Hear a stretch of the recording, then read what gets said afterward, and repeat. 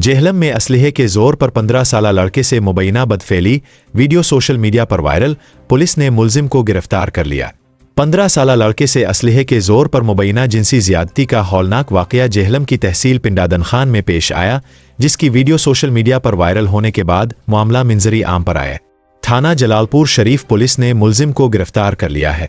मुलजिम अली शेर ने असलहे के जोर पर 15 साला लड़के को एक बैठक में ले जाकर मुबैना जिनसी ज्यादती का निशाना बनाया। मुलजिम ने बदफेली के दौरान अपने एक साथी को वीडियो कॉल के जरिए ये मंजर दिखाता रहा और बाद अज़ा वीडियो बनाकर सोशल मीडिया पर वायरल कर दी। पुलिस के मुताबिक ये वाकया तकरीबन 2 हफ्ते पुराना है, ताहम वीडियो वायरल होने के बाद ही हक़ाइक़ सामने आए। थाना जलालपुर शरीफ ने मुतासरा लड़के के वालिद की जानिब से दरखास्त पर मुकदमा दर्ज करते हुए मुलजिम को गिरफ्तार कर लिया है। गिरफ्तारी के बाद मुलजिम से मोबाइल फ़ोन और असलहा बरामद कर लिए गए। पुलिस की जानिब से मुलजिम से तफ्तीश जारी है।